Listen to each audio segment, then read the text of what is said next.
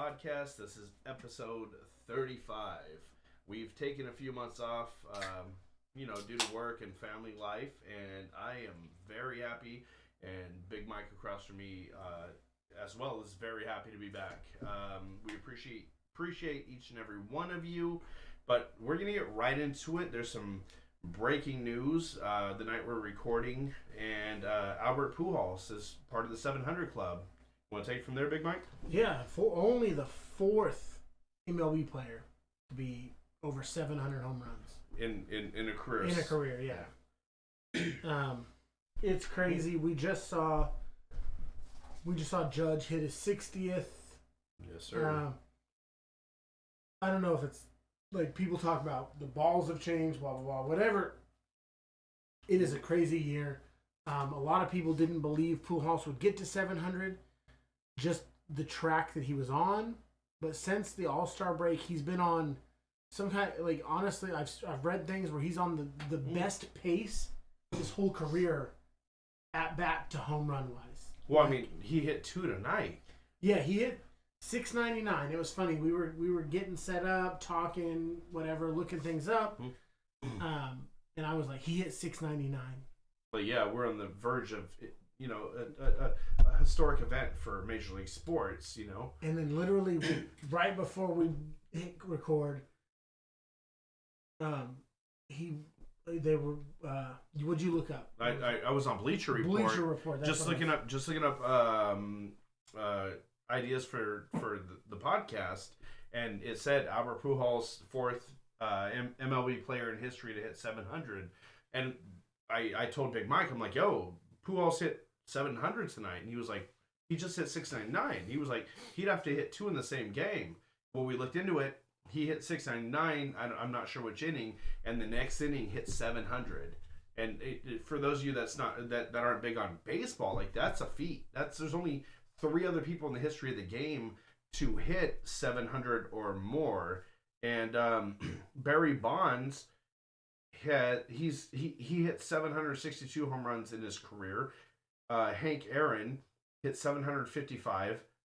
Babe Ruth hit 714, and now Albert Pujols at 700. The difference is those 3 I mentioned before Albert are all retired and have been for anywhere between 15 to 7 or 60 years. Yeah, and he's still going.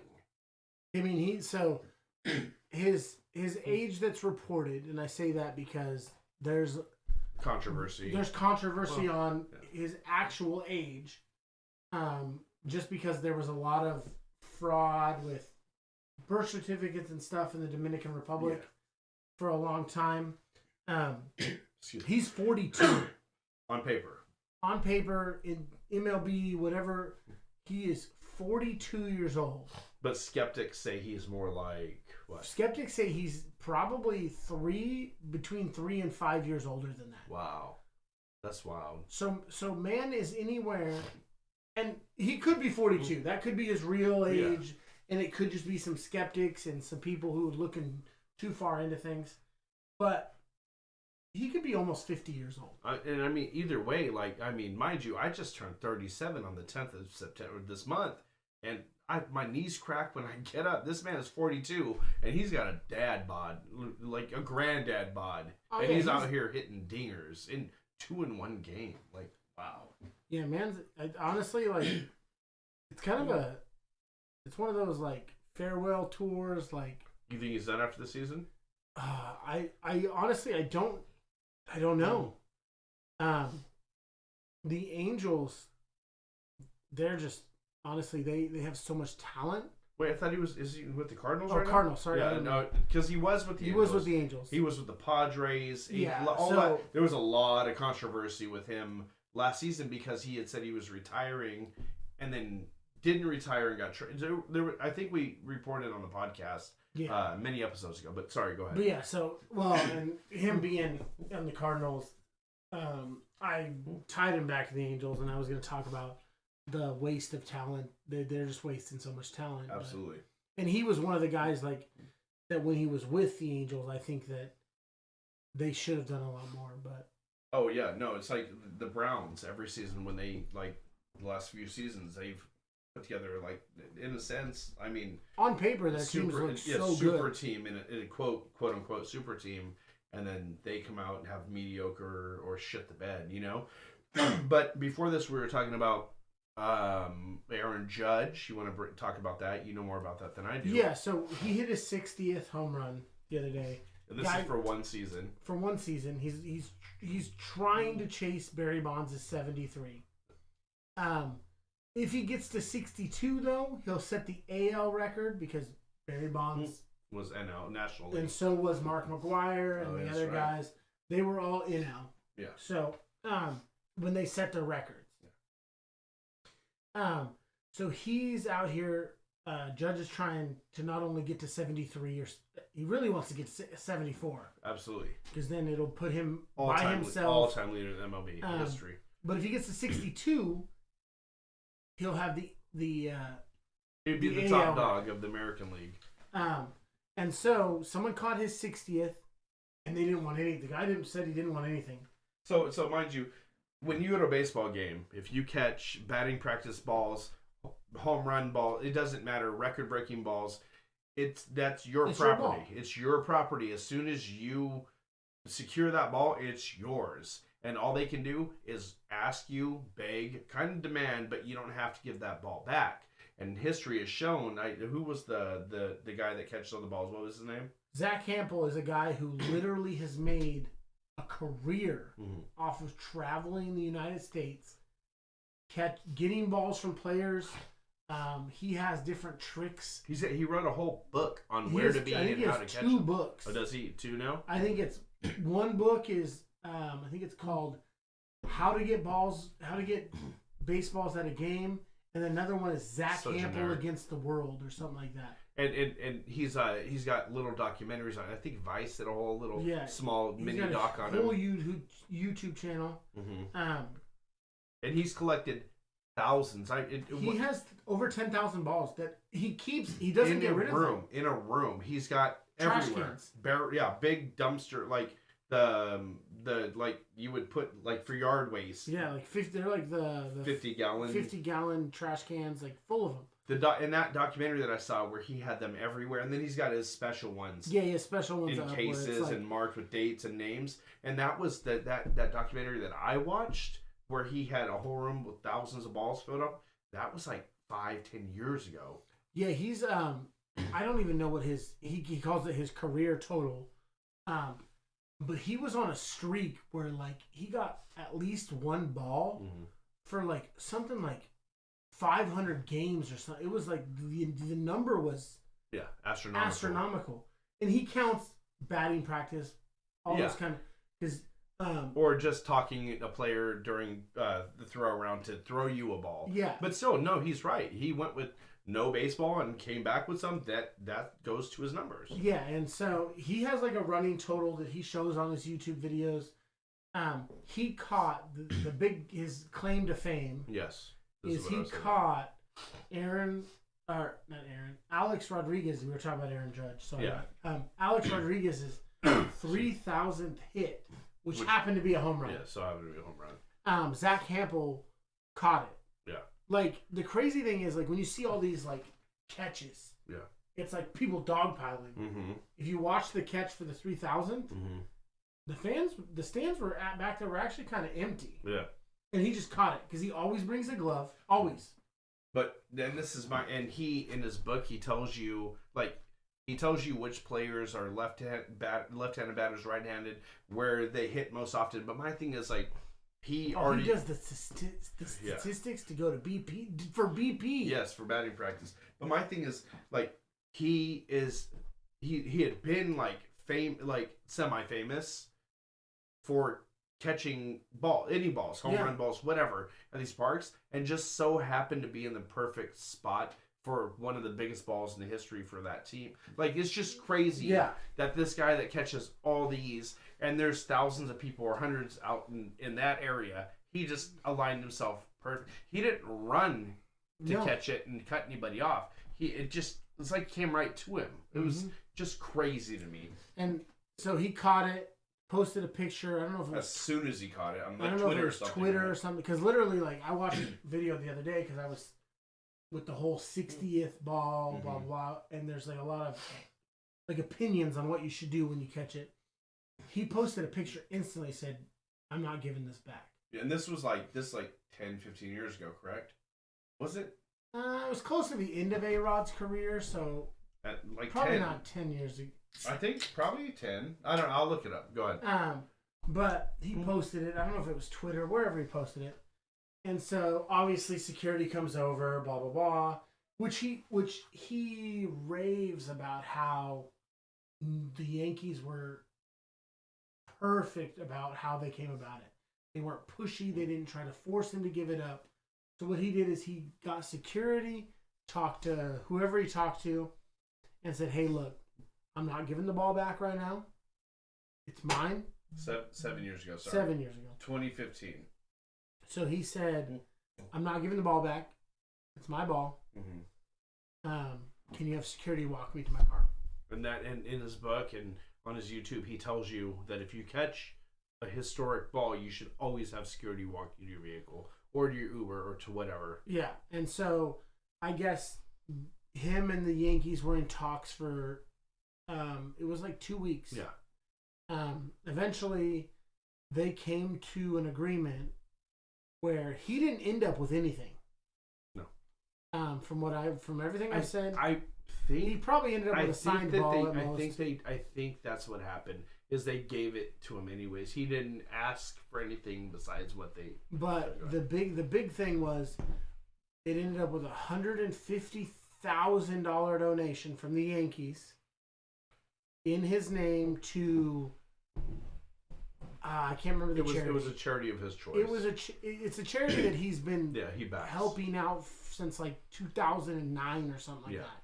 Yeah. And I think it's like pitch something, and it has to do with like getting kids who can't afford little league equipment so they can play baseball. Yeah. He's a good dude. He's a really good dude. And he said since 2009, between 2009 and whenever he caught this ball, 2015. Yeah. He had personally raised $40,000. Okay. So if you think about it, that's 6 years. He had raised $40,000 from like his channel and like things that he had done. One ball got $150,000. Yeah, like almost 4 times what he had raised. What do you think that ball would have gone for in the market? Did they ever? Do you remember? That one I don't know. That 3,000 I don't know. I think they were talking like upwards of almost $1 million, if I'm not mistaken. Probably. So. And so a lot of people have been weighing in on this because the guy who caught the Aaron Judge 60, which is a huge number to be at,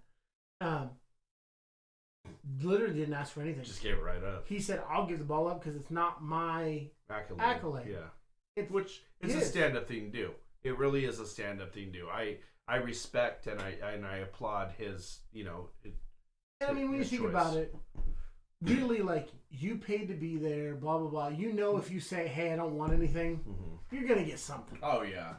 Yeah. Because there's not a player in the MLB that I know of. What's good PR?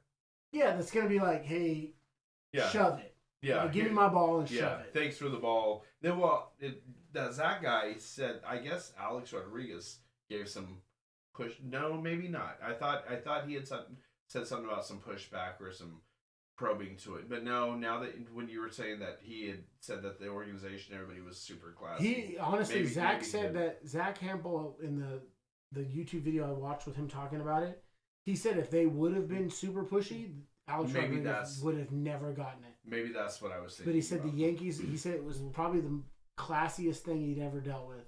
He said he had a lot of people calling him, offering him absurd amount of money just to get buy the ball off of him, like stuff like that. So dude said, "Hey, I caught your 60th. I don't want anything. Yeah. You can have it back. Like, that's a you thing, not a me thing. Yeah. Like, I'm not the dude out here cranking, you know what I mean?" Yeah, I salute that. But the fan, him being a huge part of it, is the reason that these players make absurd amounts of money to do this. You know? So Judge, I know for sure, Judge obviously took pictures with him. You can see it. Blah blah. He gave him a signed baseball. I believe what I read, he gave him a jersey. It didn't say signed or unsigned, whatever. Probably a signed game worn. Honestly, I don't know. I don't know if Judge would have given that jersey from that day. No, but a a jersey. But that begs the differ. Like if you caught like Pujols hit a 700, if Judge hits 62, they say that Judge's 62 is going to be worth approximately cash value $2.5 million. That's crazy, and that's not even putting him up over the whole MLB. It's just for the AL, just for the American League. Yeah. So that's the question nuts. is, if you let's just say, if you caught the 700 tonight, let's use that as our base. But hold on, but tell them approximately what the 700 will go for. They're judging that the 700 will be barely breaking into the six figures. So 100,000. Yeah. Barely breaking 100,000. Barely breaking into 100,000. So if let's say we'll say the 700. We'll just go off that. So you catch the 700 tonight. Mm-hmm. What do you ask for? What do I ask for? Personally, yeah, like that. If I'm not going monetary, if I'm not trying to auction it. No, 100. What do you ask?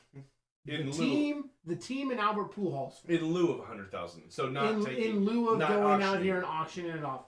What do you ask the team for? And if they don't give it to you, this is your final stand. If they don't give it to you, you go auction it. I was thinking, well, if it's barely breaking 100K, I was gonna say season tickets for life, and then I was gonna say a signed, but I think season tickets for life would trump what it would go for an auction. I don't know. To them, do season ticket. How much do you think a season ticket costs the team? Well, I mean, it costs them. Not very much. No, not pennies on the dollar. I mean, so your birthday's coming up. Yeah. We're going down. We live about 3 hours away from San Francisco. Yeah. We live up north. Well, Big Mike, myself, and our other best friend, brother David, are driving down next Saturday to go see a Giants game. Thank you to your beautiful wife. We're staying the night in San Francisco. We're going to a Giants game. We're Giants fans.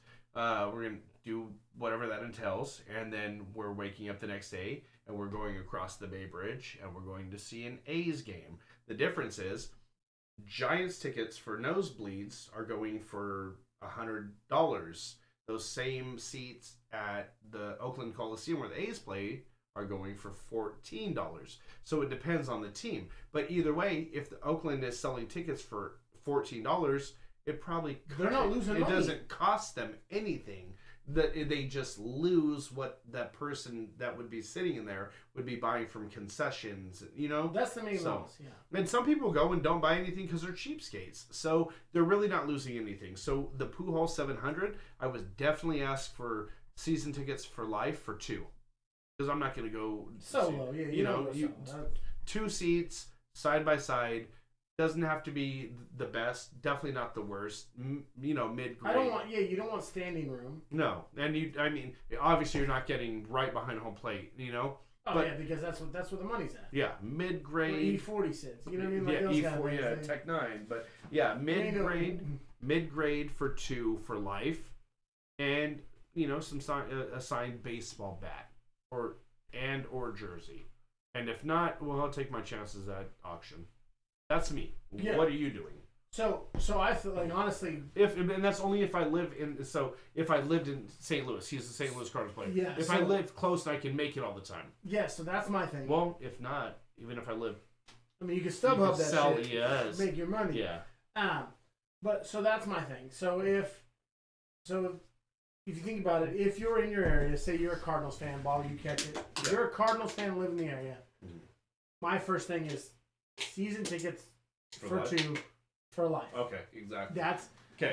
And we didn't discuss this before. No, I went to talk about this, and he said, "No, let's record and get this shit live." No, so that's my thing is it's 2 season tickets, and I'm cool. Like you said, I'm cool with mid-tier tickets. Like I don't need right behind home plate. Honestly, if you gave me something home team dugout side, like foul line, give me home team dugout, second level, right up there so I can perfectly see the game, maybe catch a foul ball once in a while. I'm cool. Yeah, so me it would be... Any memorabilia, though? I would... Honestly, personally, it would have to be a bat. Yeah, that's the first thing I mentioned. Like, to me, it's like a bat it's dope. Yeah, like, signed. Like a ball's cool. Like, if you want to give me a signed ball, I'm down. Yeah. But to me, like, people get jerseys all the time signed. You can buy them all the time. Bats are a little harder to come by. Like, especially like it's the epitome of baseball. Like, just having a signed bat. So gangster. Like, and obviously you're not gonna be like, hey, I want the bat that you hit this home run. Yeah. Like, you're not getting that. Yeah, I mean, no, like, you're right. I don't need a game used bat. That would be dope. Yeah. Like if you could give me, like, it doesn't have to be the one that hit the home run, but like, give me a game used bat. Yeah. Like, that you can see like somewhere a ball mark on. Yeah. Like, you know, where you just some pine tar. Yeah. It's sticky when you touch it. Like, sign that bitch Pause. so I can. But yeah, no. Honestly, like, the season tickets would be, because that'd be a must. That'd be a must. That's like, honestly, say something happened in San Francisco. Yeah. Like, Crawford hit blah blah blah, broke some Giants record or whatever, and they wanted the ball back. I'd be like, all right, season ticket for 2? For life. For life. That's and they were like, and when I pass, I get to, you know what I'm saying? Yeah. I get to hand it to somebody, like my kid, and it continues for the history or the future of this organization. Yeah. Yeah. 1,000,000%. That would be that'd be the biggest thing for me. Yeah. Like, if I got a ball, cool. If not, but say you caught some dude's MLB, like his MLB debut, first home run. I'm giving it back. I'm giving it right back. Giving it back. I don't need nothing. I would just say no. I would say, hey, give me a ball, not even game use, and just sign it. That's what I'm saying. Like, that's it. The player that just hit that. Like, that's what I'm saying. Like, that to me, it's one of those things. Like, 700 is a huge thing. Yeah. 62, huge thing. Mm-hmm. Like, those things I want to look. But like, if this dude just got called up from AAA the night before, cranks his first home run, just sign. Hey, bro, take a picture with me and sign a generic ass baseball. Yeah, one I brought with me. You know, sign my for name. real, like that's cool. That's so dope. And then you can have that, and if this person takes off and is the next Aaron Judge, Pujols, you can be like, holy shit. But now let's talk about if you catch this Aaron Judge, what, 60, 62? 62 is the they're saying it could possibly go for 2.5. What do you ask for then? I want to be part ownership. No, I'm kidding. Go ahead. Honestly, like, if I'm a Yankees fan, say you catch it in Yankee Stadium and you're a Yankees I might just sell it. I might not give that bitch back. I'm a 2.5 sounds real fucking nice right now. And But see, if say you're a Yankees fan, like, you live in New York or New Jersey or somewhere close, you one of the boroughs. Yeah, like, if you really think about it, 2.5 is the estimated value. There's no, it could go for less, it could go for more, blah blah blah, whatever. Say, like, at that point, I don't know. Obviously I would ask for better seats, obviously, in my... Well, the first thing I would do is tell them I can't give you an answer tonight. Well, that's the big thing. That's what Zach said. That's what a lot of people are saying. Zach Hampel said it. So what are you supposed to do if you catch a big fucking historic ball? What did they say you're supposed to do? So a lot of people saying these are the first things you should do. One, you're probably going to be, like, under a lot of people. Like, when you catch it, it's probably not going to be you by yourself. Yeah. It's probably going to be you fighting for it. If you come up with it, hold on to that thing for dear life. Yeah. When security comes to you, you say, hey, thank you, get me out of here, whatever. Yeah. Obviously, I don't know who comes down and talks to you, whether it's the GM or... it's a team official. It's probably like a PR person or something like that. The GM's not coming down. Unless you have that expensive ball and you're not budging. They might send Aaron Judge and sends the baseball bat to beat your ass. No. But so I don't know who's coming to talk to you, but PR or marketing or somebody from the office is coming down. Somebody who makes more money than I do. And then you'd be like, hey, look, things are crazy, blah blah blah, whatever. I don't want to make a decision right now. Yeah. Have security walk me in my car. Here's my contact info. We can discuss tomorrow or the next day what I want for this. But if I'm a Yankees fan, obviously I'm asking for my tickets for life. I'm not, like I said, I'm not going to ask, even if it's a $2.5 million ball, I'm not asking for right behind home plate. Yeah. Because honestly, not for life. Honestly, if you're really asking me, I wouldn't want to sit right behind home plate for the rest of my life. Yeah, cool seat. Not gonna lie. I'd want to go to a couple, but sell most of them. Dope ass seat. Yeah. But for the experience, I'd rather be sitting down by the dugout. Yeah, you're right. Like, you can hear the players fucking around. Like, you know what I mean? Like, you could, like, if you have, say you have Giants tickets for life, and you sit 3 rows up from the dugout. Or first row. Or whatever, what I'm saying, like, you sit down, you could talk to players. You could build relationships. Yeah. It's for life. You're always there. Yeah. You see what I'm saying? If you're sitting behind home plate and it's me and you, you can fucking build relationships with the ump. That's what I'm saying. Like, if E40's sitting back there, oh, that'd be dope. The players know who E40 is. Yeah. They don't know who the fuck we are. Yeah, but on the flip side, you get to see ask you for could those rub seats shoulders with all the people that have money that buy. That's so the sitting directly first row behind home plate is the equivalent of sitting courtside or 50-yard line field side. Which, like I said, would be cool short term.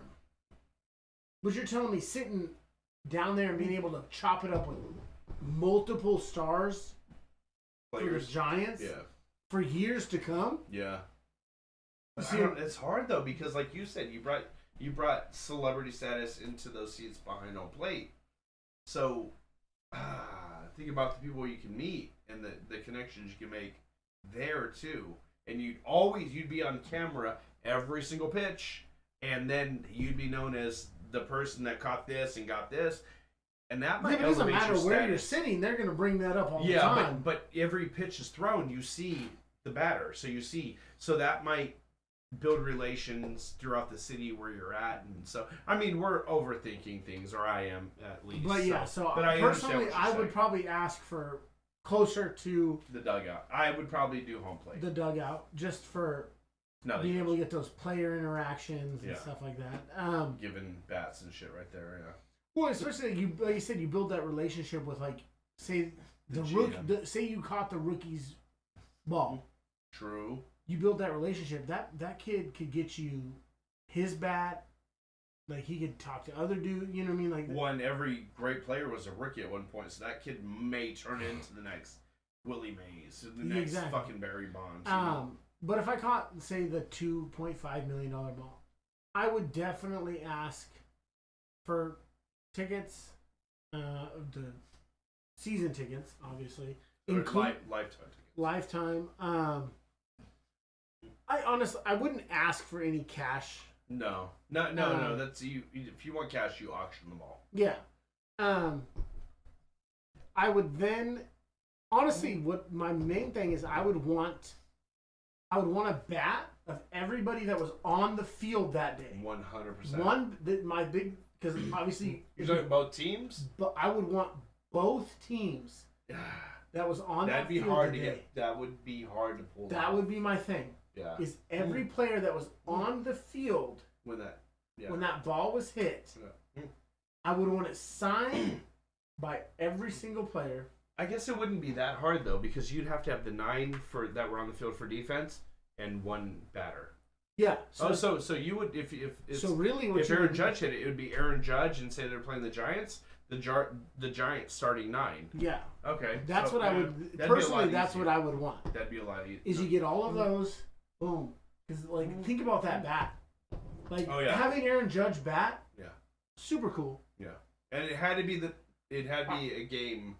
I wouldn't ask for the bat that he hit it with. Yeah. Yeah. Because the chance of you getting that is. You would probably have to trade the ball straight across. Minuscule. Yeah, and yeah. No. But I would want a bat signed by everybody that was on the field when said home run happened. Yeah. That, and game used or not, I wouldn't hem-haw about it. Yeah. I would prefer game used, obviously. Yeah. But if they brought me, it would have to be the bat that Aaron Judge used. Yeah. Because each guy has their own bat. Yeah. Yeah. It wouldn't have to be one that he even swung. Like, if it was just one Like if he uses batting Louisville practice, Sluggers, batting practice. like Louisville Slugger could be like, hey, look, here's a brand new bat. Have everybody sign it. We'll give it to this kid. But yeah, that wouldn't be game used though. No, I said that's what I'm saying. Okay. Game used or not, it wouldn't. Got you. I wouldn't hem-haw about it, but I would want literally everybody that was on the field when it happened. That would be. Or just both teams, because you got Aaron Judge that hit it, but you want their team to dug out too. But so I feel like it's one of those things. Like when you think about it, like memorabilia wise, you're like, okay, Aaron Judge signed it, cool. Both teams signed it, cool. But if you're like for one of those like kind of like you weren't there, but you want to like it's kind of like it gives you that I wasn't there. Yeah. But I can tell you exactly who was on the field type of vibes. You know what I mean? The hardest part though is Aaron Judge can do whatever to get that back, but the team he played against, getting all them to sign it is going to be the hardest thing. Yeah, I mean, but they can figure out. Their agents and publicists work with the other ones. But yeah, but you're telling me that the Yankees aren't willing to pay $10,000 a signature? So, but check this. I was just thinking about this. Would you? We were talking about season tickets for life for 2. You say home team dugout. I say behind home plate. We're leaving out the boxes. Honestly, I'm going to tell you this, and I'll say this for any sport, and I can fucking timestamp it. I think the boxes are not the experience. It's no. But if you've been to enough, like if you have, eventually, as you get older, I guess. Yeah. Being up in a box is cool, but like because all the shit it comes with the drinks and food and the bathroom in it, and you know what I'm saying. But from an experiential standpoint, I would rather. Like, I know the elements suck, like if it's raining or blah, blah, blah. Like, being in a suite, you don't have the elements. Yeah. You have an air conditioner. Like, you have, like, if it's hot, you have the AC. Yeah. If it's raining, you just don't open the fucking windows. Yeah. You know what I mean? Those type of things. But, like, I think from a pure, like, sports fan. Yeah. I honestly, like, if I go to a football game and someone's like, hey, I'm up in the suite. You want to come up there? I'm like, okay, cool. Like, yeah, like it's dope. You get free food, you get free drinks, blah, blah, blah. For, like, actual football experience, I'd rather be in the stands. I've done both. I've done really close to the 50-yard line, like only like 7 rows back. I've done higher up. I've done box. And they're all great. But when you first start going to games, you want to be close to the action.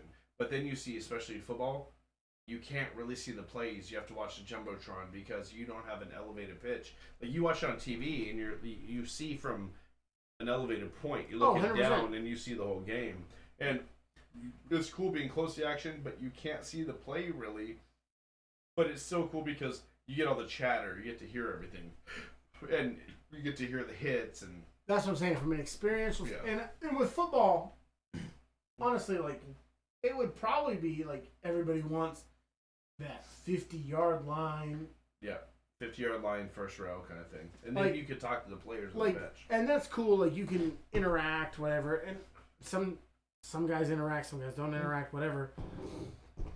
But, like, if you want that experience, that's what you want. Yeah. If you want to be able to watch the game, like... You want to be elevated. You want to be elevated. Even if you're not... At that point, if you want to be able to watch the game top down like you're at home, the box is where you want to be. Yeah. Well, and they have TVs in the box too. But you know what I mean? Like that's where you want to be. But I'm thinking from an experiential standpoint, I wouldn't ask for a box. Yeah. No, I agree. I would. Yeah. I'd ask for season ticket for 2. If it's the 2.5 million whatever ball, then I'm asking for my seats of my choice down there. Yeah, and I mean they're gonna barter. They're not gonna be like. Then you ask for the box first. Right. Then you back off. And if you ask for the box for U plus 5. Well, I mean, you just ask for the whole box. Yeah, the whole, exactly. Well, and whatever that entails. So, yeah, no, 100%. But, I don't know. We're going to a Giants game, and unfortunately, our Giants aren't doing so well this season. No, they're not. Yeah, but, I mean, whatever. But we're going to get there early and do the batting practice. We're going to use some of Zach Dude's fucking tips and bring our mitts. Gloves? Yeah, I've got my glove. Dave has got a brand new glove. We're going to get out there and explore. And another thing is, something that Big Mike and myself have been talking about for 10 years, way before we even thought about doing a podcast on, is, should I say the name of it or what we want to call it? I mean, put the name out there. Once the name's out there, like, yeah, it's a lot harder to copyright and shit. We want to do. We've talked about pitching a segment called Stadium Eats and trying to get it on a major network like the Food Network or Sports Network, where eventually, or even just doing a YouTube segment that has like some backing from some sponsors or whatever. Yeah, absolutely. Where we have seasons in the MLB. There's 30 teams, so break that down to 10 episodes a season, and we go first season we go 1 through 10 stadiums, and we go and check out what is on the top of the list recommended foods, and we try it and we talk about it, kind of review it, and just have fun and show the park and the views and all the cool shit you can do there, and give our input, and then the second episode go to another part, so on and so forth. And honestly, the thing with the MLB is like, there's, what is it, 30 teams. 30 teams. That's 3 seasons if you do 10 episodes a season. But the crazy thing is, like, with MLB, you got AAA. Like, we could hit the River Cats. Yeah. Yeah. Like, the things that, like, honestly, the things I've been watching recently when it comes to, like, minor league teams, the atmosphere at those minor league games are, like, way better than major league games some of the times. It's like college fans. It's just like the things they do, like the crazy things that they do to try to bring people in, stuff like that. Like Stadium Eats, like it could be just like if it was just baseball, like hitting, like you could hit these. I don't know if you've ever seen. If you haven't, banana ball, Savannah bananas, the banana ball, and then they've got the party animals that they play so against. the Savannah bananas. It's the Harlem Globetrotters of baseball, right? Kind of. Well, now, yes. Like if you'd asked me a year ago, I'd have said kind of. Okay. Now they have officially made it a mobile thing. Yeah. It used to only be in their stadium, blah blah blah, whatever. But that's what the Harlem Globetrotters do too. They travel. But Savannah Bananas didn't used to travel their stuff outside of their stadium. Gotcha. Now they've turned it into a Harlem Globetrotters where they're literally traveling to try to bring this more nationwide. And it's fun. I saw a video, TikTok probably, earlier where they were, like the guy was, the announcer wearing his bright yellow suit was telling some of the rules that are different. Yeah. One of the rules that he was talking about is called, there's no walks. Okay. There's no walks. If you get walked, it's called a sprint. Oh, and so the rule is that the second, say you get your fourth walk, the fourth ball, I mean, you can sprint to first, second, third, or home. Like you have to go around like you normally would. You touch bases and shit. The rule is that every player on the defensive side has to touch the ball before they can make a play on you. Oh shit! Every player, including outfielders, all 9, have to touch the ball before they can make a play on you. All nine defenders. That's so pitcher. So the pitcher and catcher obviously have already touched the ball. Okay, so throw. Okay. So first, second, third. So seven other people. Yeah, they all have to touch it before they can make a play on it. That's fucking dope, though. The batter can advance on any dropped pitch. He can try to steal first on any dropped pitch, no matter the count. So if it's 0-0 and there's a wild pitch, the batter can steal first base. That's one of the rules. There was a couple others, but those were the 2 that stuck in my head. Like, I was like, what the frick, dude? You can just steal first base? What about their 3-2-2? You see that? What? They're getting the 3-2-2 rule they have. And they're like, I saw the Savannah Bananas, they all went to a tattoo shop and got 3-2-2 tatted on them. So every game, third inning, second pitch, or something like that, they all break out into a dance. All the defenders, like So It's 3-2-2, so it's third inning, second pitch, and I can't remember what the other two is. But like the pitcher, it's all a synchronized dance they do. The song comes on, they all do a dance, and that's something new they implicated. I just seen TikTok. Oh yeah, dude, they're like. It's honestly, cool. It's fucking entertaining. And the thing is, with Savannah Bananas, that was one of the things. Is it's not. There's actually a time limit on their game. 90 minutes is the time limit. Boom. Okay, so not 9 innings, no time limit. No, and so in each inning, each side can only score 1 run. Oh wow. Because they're trying to speed it up, Gotcha. but there are no ties allowed. So if say the time limit hits, boom, 90 minutes. Teams are tied. It's a 1-on-1 with the pitcher and the batter. That's it. Go home run derby. Something like that. I didn't. Obviously, I haven't been to a Savannah Banana game because it's actually from like Savannah, Georgia. Yeah. Yeah.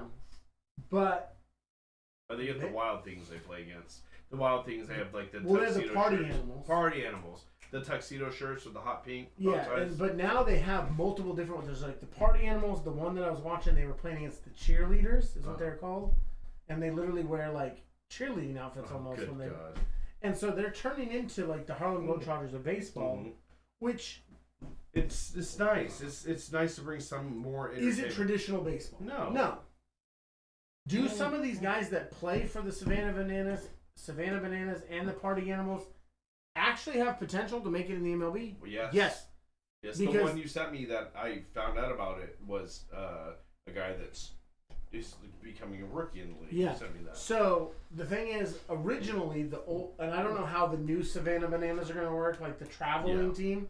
The old team, the Savannah Bananas were a real, like, independent ball team most of the year. Like, they played legit baseball in legit leagues, like, with guys who were either still in college or, like, just out of college who needed some more fine-tuning before they made it into, like, low A, double, like, because for a lot of people that don't understand baseball, it's not just double A, triple A, major leagues. There's a lot more. There's rookie ball, low A, high A, all these. It's crazy. Like, if you watch Matt Antonelli, he's one of the big. Yes, I love him. He's opened my eyes to a lot of things that happen in the minor leagues, because I used to just think double A, triple A. Yeah, it's crazy. So when you get players that make it to the MLB, then they are like the creme de la creme. Oh, dude, some of those guys have fight out so many. Some of those guys have grinded 4 or 5 years, 6, 7, 8 years before they even the rookie season. Before they get a rookie season in the MLB. But Savannah Bananas, they used to play real ball, and then in like the off season, that's when the Savannah Bananas stuff would happen. Shit. But the owner of the Savannah Bananas saw a bigger market, and so he's making the traveling squad. Smart though. So we'll see how that works. Like, I don't know who's going to be on it. Like, whether it's going to be guys who have potential to play. Yeah. Major league wise, or like AAA, AA, those guys. Or some and one shit. Or is it going to be guys who are like those borderline guys, like the N1 guys? Some of those guys are like, or just know how to trick. This is what I'm saying. So some of those guys in N1, you're like, okay, you might be able to play NBA. Yeah. And there's some of them that are just like, you could never play. Yeah, all you know how to do is bounce off people's head, put it in your shirt, and spin the round, you know? But it worked. Yeah. No, they had their own following. But sticking with the baseball thing and us going to see the Giants, Buster Posey, who was a fan favorite, that was my favorite player of the newer generation Giants. Still is. I still have his jersey. I mean, me and Big Mike and myself met in 2012, actually. We just came across 10 years of friendship, brotherhood. We worked together, and I remember, we talked about it earlier, we remember watching the second World Series win, because the Giants won 2010, 2012, and 2014. It was all even years for, you know, those 5-6 years. But we were working together, and we watched the 2012 San Francisco Giants win the World Series together We were watching it on my laptop, actually, wearing my Buster Posey jersey. I remember Frisbee, my Giants hat in celebration, knocking out a roof panel from the company, the job we worked at. But anyways, yeah, Buster Posey was my newer generation favorite, a fan favorite, and we all know he retired after last season, and now he is part of the ownership group of the San Francisco Giants. He is the first former player of an organization to become part of an ownership group and on the board of directors or whatnot. So of the team he played for. Of the team, yeah, the team he played for, which is cool. And he looks the part. He looks like the picture I saw with him in his suit, button up his business suit. I'm like, you wouldn't even tell he was an ex-athlete. He looks like just a businessman. But I salute Buster Posey for, everything he brought to the team. He won NL Rookie of the Year. He won MVP. He's 3-time World Series champion. Didn't he? What's the other award that catchers can win? He won like every award you can win. I think it was every or a award. Silver Slugger, one of the two. I think he won both of them. But yeah, no, Buster Posey is like, yeah, he's a great dude. A fucking awesome player. But yeah, so just want to send a shout out, congratulate Buster Posey on that. But that's all. That's all I have for baseball. What do you have? So it was funny because you were talking about the Gold Glove people, and we were talking about Savannah Bananas. Okay, here it is. Cy Young winner Jake Peavy. Okay, he played for the Giants. Yeah, he went and pitched a game for the Savannah Bananas. That's awesome. With his Gold Glove award, because it's literally a golden, like, actual glove. It's not like made out of gold. Like, it's a usable glove. Oh, it's not metal? No. It's just painted gold? I'm assuming, because he literally pitched a Savannah Banana game, put his hand in the glove, took it off the yeah, off the mount. And literally pitched a Savannah Banana game with it. That's wild. I didn't even know he did that for. Oh, is that? No way. Oh, it's gonna be soccer. I'm sorry, football, right? That's not. That's a goalie for football. But yeah, he literally, it said, or I mean, yeah, because this is what they look like. Yeah, right here. It looks like there you go. It's a gold glove, like a glove that they dipped in gold. Yeah, or spray painted almost. But yeah, he literally, if you look it up, Jake Peavy. That's a better one. Yeah, I looked up because I knew that someone had done it. It literally says that he took his Gold Glove award and used it to pitch in a Savannah Banana game. That's crazy. And if anybody knows Jake Peavy, he's kind of like a eccentric person in the MLB. He was like an outlaw almost. Yeah, and so like he just does crazy things, and that was one of the crazy things. And so I thought it was funny that you had brought up like Buster Posey winning Golden Glove and Silver Slugger kind of thing. Yeah, and so Jake Peavy. There he is, right there. Yep, with it on his hand. Is that Jake Peavy? Yeah. Yeah. That's funny. Yeah, so he did that with the Savannah Bananas. So I mean, for baseball, that's kind of it recently. I mean, things are going. I mean, not great for our Giants. Yeah, I'm kind of upset about all that shit. So Buster Posey, just off the top list, he won the National League Most Valuable Player in 2012, the Hank Aaron Award 2012, Willie Mack Award 2012, National League Comeback Player of the Year 2021, and that's just some of them. I didn't open the link. Yeah. So if we're gonna transition into probably football, we're in week 3 now. Technically. Do you want to do football or do you want to do basketball? Because we had a few stories on there. Speaking of ownership, what? Yeah, I mean you can drop the Suns ownership in there because That's what I was saying. We were changed from ownership.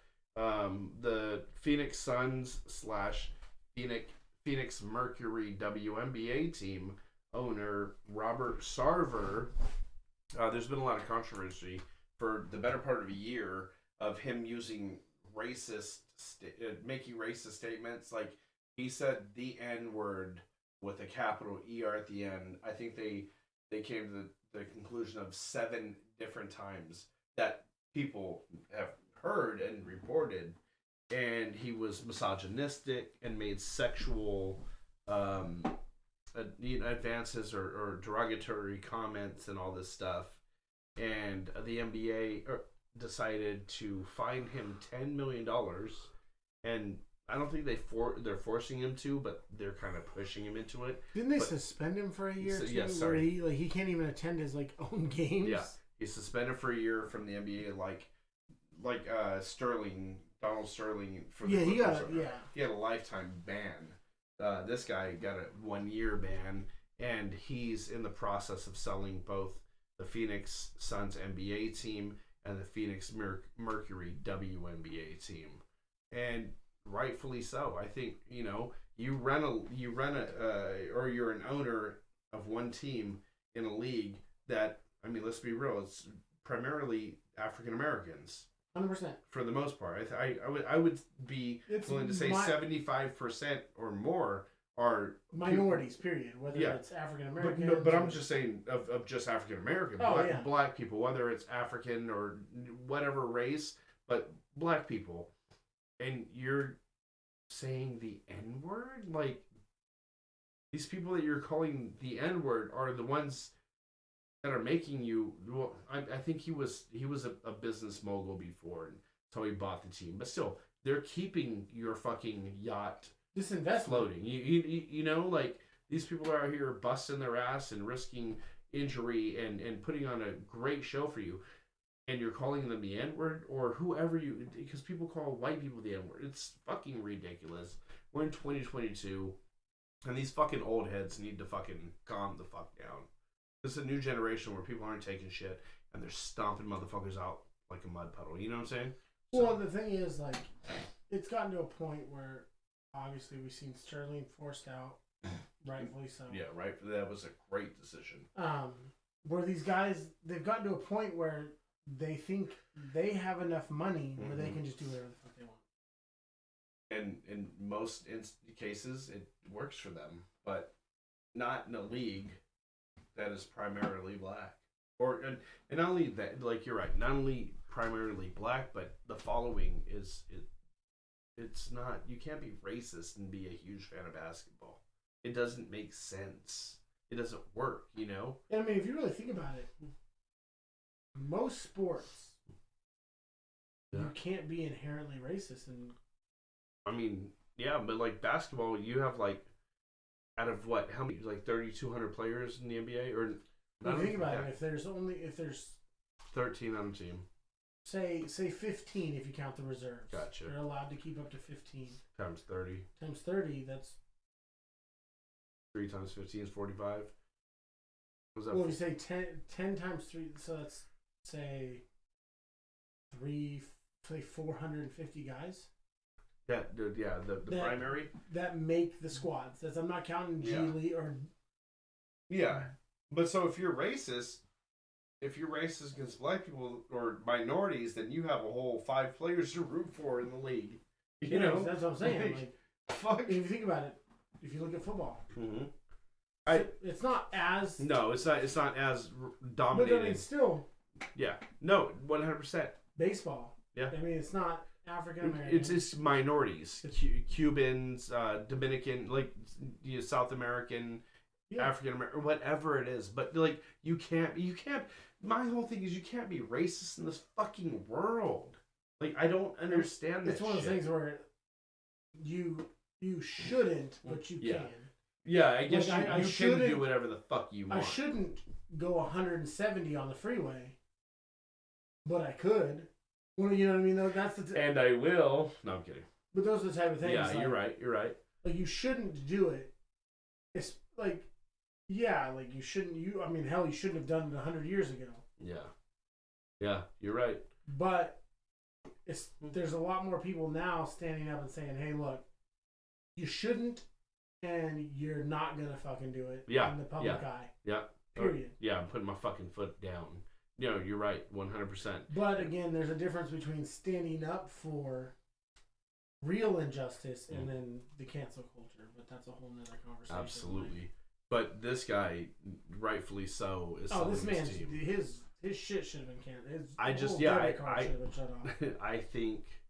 I really think that he should have been forced to sell the team. That was my thing. Like his accusations or whatever he did. It wasn't just race. It was very similar to Sterling. Where the only difference for me personally is I've heard the audio of Sterling and I haven't heard audio, and that could be that I didn't look hard enough. Yeah, because I didn't look super hard. See, with Sterling, you didn't have to look. It was everywhere. So there's probably not audio of this Robert Sarver. So to me, the big difference is people coming forward. The big difference is there was physical audio of the Sterling accusations. 1,000,000%. And for this other one, at least I haven't heard any audio. And like you said, with the Sterling audio, it was everywhere. You didn't have to look for it. It was finding you. But I still think that their accusations or what they did very similar. Yeah. So I think that the Suns owner should have been pushed out the same exact way that Sterling was. As long as they have proof that he did this. Yeah. And it's not, well, I'm going to say this. It's not like, I don't know if you've seen BYU has been, over the last few years, there's been accusations of like racial things being said at different sporting events to athletes. Recently, there's been a Duke volleyball player who made accusations, actually got a guy banned from BYU's sporting events. Come to find out, they pulled all the audio. No audio. Her whole team and everybody in the state, they interviewed everybody. Nobody heard anything. And so now BYU's issued an apology to this person who actually turned out to be someone who, when they watched the videos back, guy was on his phone. He's actually a mentally disabled person. Oh, wow. Who was at the game on his phone doing something and was banned because this supposedly this one person had said he was using N-word and all these other things. Wow. And I wonder, her whole team said that they didn't hear it once. And that's your team. And they're supposed to have your back. And one of the arguments was with volleyball, you switch benches. Yeah. Or you switch ends or whatever between certain sets. Yeah. And so if the guy was over here yelling across the gym, everybody would have heard it. Everybody would have heard it. That was one of the arguments. That's great. I didn't even hear about that. That's nuts. Oh yeah, it's one of the huge, and other teams were canceling games against BYU in BYU's gym. That's crazy. Finding out that it was not. Well, that's wild too. So this controversy hits, and then other teams are like, "Oh my goodness, we're cupcakes. We're gonna cancel our games. Why didn't they just play the game? And then if dude was there and was saying it, just report it, And if not, if BYU said, oh, he said what, and they took care of it, these other teams are canceling games to make a point, but BYU did what they thought was the right thing. You know what I'm saying? So well, they did. They acted super fast on the person that was supposedly doing it. But that's what I'm saying, though. And then they investigated, and they realized we fucked up. Nothing pointed to where this person was telling the truth. Yeah. So this cancel culture shit needs to stop. And I mean, if we get more of a following, I'm sure we'll be attempted to be canceled 20 times over. Just from this conversation right here. Yeah, and listen to shit we've said. And we'll never get a fucking interview or podcast with LeBron James. Let's just put that Arcus ball. There's no way in hell we could become the next Pat McAfee, Joe Rogan, whoever. So insert in here. Reminds me of Chris Paul and LeBron James will fucking boycott us for life. Oh, facts. And their fucking family. And we've only spoke our opinions and the facts that we know. It's funny because was it? I watched a video the other day. I think it was some guy was talking to. I think it was Rampage Jackson, UFC fighter. Sure, it wasn't Diaz. No, I'm pretty sure it was Rampage Jackson. It was like it was years ago. It was an old one. Yes, and he goes, Ariel Alani. And Rampage goes, "I heard you don't like me," or something like that. And he goes, What do you mean?" It was Ariel. Yeah, I know you're talking. And he goes, "Yeah, I heard that you said you don't like me, blah blah whatever." And the dude was like, "How about we just squash this?" Rampage goes, "What? You want to fight me?" Yeah. Yeah. He's like, those are fighting words in Memphis. The dude was like, "Whoa, no, that's not what I meant at all." And then Rampage like, "I was fucking with you." And then Rampage was like, "You gotta learn to talk different because like in Memphis, like that's a squashing shit means squashing shit means we're gonna fight." Oh shit! And I was like, "Whoa!" Like when I say, "Hey, let's squash this," that doesn't mean I want to fight you. The hatchet. Yeah, that's like let's agree to disagree. Yeah. Or let's like you don't like me, I don't like you. Cool, like we're done. Yeah. Like let's just part ways. But yeah, Rampage was like. That's how I used to love Rampage. He fell off. I mean, obviously, but yeah. So I don't have any other. Oh, yeah, I do. Andre Iguodala has announced that he's coming back for one more season, and I guess he has personally told Steph that this is his last season, bar none. That he's done after this season. It's so crazy to see, like he's 37. You know. And how far he's come, like it used to be him and Allen Iverson on the Sixers together, like it's crazy. And now he's a 3-time champion with the Warriors. And he said he said on his Point Forward podcast, I think Point Forward podcast, he was talking about Jonathan Kuminga and James Wiseman, the young cats for the Warriors, and he said that he's coming back and he is getting in their asses. He's in their ass. He's putting his foot on their throat. He's not letting up, in a sense. And he said, but he says that with all respect. What he's doing is trying to help them. He's trying to coach them, and he's telling them that if he gets on the court, they fucked up. They fucked up. He is a veteran that should be at the end of the bench, and if they put him on the court, one of them or both of them are not doing their motherfucking jobs, and they need to fucking get their shit right. So, you know what I'm saying? Yeah. Because if he gets on the court, that means you're not doing your job. There's no reason that he should see playtime on the court. So if he is, he's getting in their fucking ass because they're not doing it. And so really what he's being a veteran. Yeah, what he wants to come back as is like Vince Carter lately, where he like... Hey, he was still yeeting on people though. Oh, he was. Yeah. But what I'm saying is Vince Carter came back and like he wasn't a starter. He wasn't a big rotational guy. He kind of just... He was there as a veteran presence who could still do his thing. But he wanted to be a part... He still wanted to be a part of a team, wanted to help out the younger guys. Like, that's how I feel. And I respect it. Like, man's going to get paid to pretty much mentor some younger guys. And like I said, it was crazy.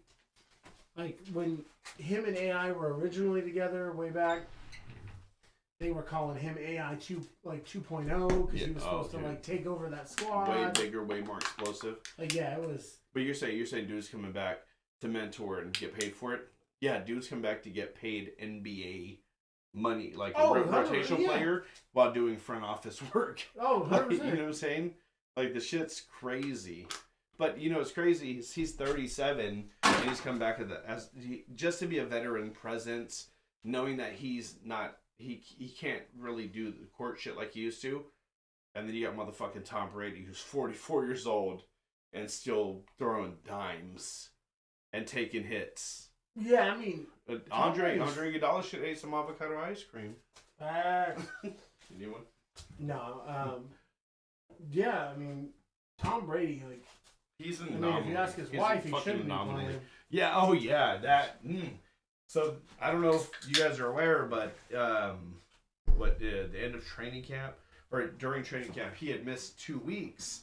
11 days was the exact number. 11 or 12 or something like that. Well, yeah, and the team reported in the media and reported their own players that he just had some personal time to take. When you're fucking 44 years old, you're the greatest quarterback to ever play the game. You know, the most winningest. Like, you know what I'm saying? I mean, you can take your time and and people will feel like won't get fined. Nothing happens. They're just, please come back. Baby, come back. Oh, 100%. Like, with Tom Brady, man could be like, "Hey, I'm gonna show up when I want Sunday, week 1." Yeah, and they'll be like, "What do you mean?" No, I'm not coming to nothing till Sunday, week 1. Yeah, I'll meet you guys. I'll drive my own car to the. And they'll be like, "No," you'll be like, "Well, then you don't got Tom Brady." Yeah. And they'll be like, "Well, well, you're good." But yeah, then reports came out that him and Giselle. His wife Giselle Bundchen, supermodel, ex-supermodel, were funking, and that she doesn't even live. She moved out. Her and the kids moved from the residence that they were living at in Tampa Bay, and there was some feud because he had promised her he was going to retire to spend time with her and the kids, and she had put her supermodeling job on hold to bear children for him and raise them while he, played football. And he told her after this last season that he was retiring, he was done, and he wanted to be a full-time dad. And then he had retired for about 2 weeks. And what did you say earlier? Realized that he couldn't stand her. Couldn't stand. And it was a joke. Yeah, it's a joke, but couldn't stand her. Or couldn't stand being around his kids or something. Because she said, "Fuck these kids, I'm back." Like she said, like there's literally quotes of her saying he has nothing left to prove. He doesn't. But I mean, when you're just in the zone and you're killing, like beer pong, you get on a fucking heater. I don't give a fuck how drunk you are. You're still singing them cups. You're not walking away from that table, Yeah, but the thing is, imagine. Yeah. You're 40 years old. You're missing your kid's life and shit. No, I get it. Well, I was gonna say you're 40 years old at a high school party playing beer pong. And you're the greatest beer pong player that's ever been on this college campus. You would have to say, yeah, college. Don't do high school. That's weird. You're on this college campus and you've won. You're Van Wilder. Hella tournaments, blah, blah, blah, whatever. You win the biggest tournament of it all, win your money, boom, his Super Bowl. You come back. Is it really worth it at that point? I mean, you're talking about fucking a little trophy compared to fucking hundreds of millions of dollars. So, yeah. Well, and history, like. I mean, he's already Let's be real. The professional sports are part of world history now. Oh, 100%. So. But it's like, would you rather walk away on top, i.e., like Peyton Manning, won the Super Bowl, walk away? Yeah. Or do you want to be what we've already seen from Tampa Bay so far? Like Michael Jordan coming back out of retirement with the Wizards, or Andre Iguodala could have retired. Or I mean, what is it? Didn't Joe Montana go to the Chiefs for a little bit too, where he bossed out? Just didn't. Yeah. You see what I'm saying? Like, is that what? Like, and yes, he went to Tampa Bay. They won a Super Bowl. Blah blah blah. Like, that's the pinnacle. Yeah. I would have retired after that. That's what I'm saying. Well, I feel as a spectator, I would have. I'm not him. But he says that he feels young. His body has, he said in a more recent interview, his body feels better than it did when he was in his 20s and playing. But the thing is, looking at week 1 and 2, do they look like a team that's going to compete? They beat my Cowboys, but we only scored a field goal, so I don't fucking know. I don't know, but there's been years where they didn't look like a team and won, and there's the 1 year with the Patriots where they went 16-0 and lost to the Giants, who were a wild card team. Yeah, I mean that man caught a helmet, Ken. I mean, yeah, and if did you watch the All the Smoke podcast with Matt Barnes and Steven Jackson, and they had Michael Strahan on there, and he was saying that dude that caught that pass, David Tyree. Yes, Tyree. All week leading up to that game, to the Super Bowl, he couldn't catch a pass. It hit him in his hands. Numbers. He dropped if they threw him 30 passes in the practice, he dropped 30 passes. He didn't catch one ball, and then that shit happened.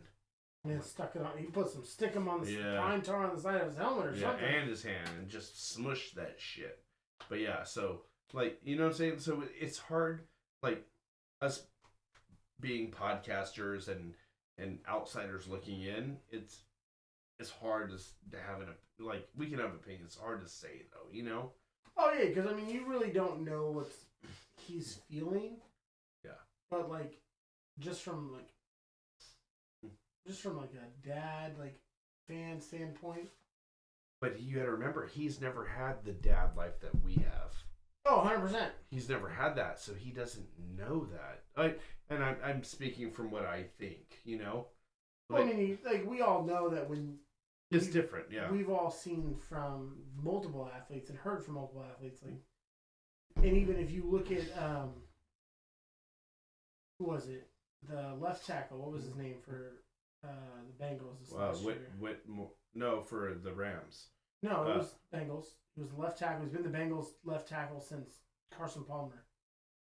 I think you're talking about what's his name? He broke down on the field and told his kids how bad he felt. He was the Bengals for almost his whole career. He played like the last couple seasons with LA. Yeah. And then him with LA beat his old team in the Super Bowl. It's he's an announcer for Thursday Night Football now. But yeah, the way he broke down and explained to his kids, that was it made me almost tear up. It's one of those things I'm not crying, you're crying, right.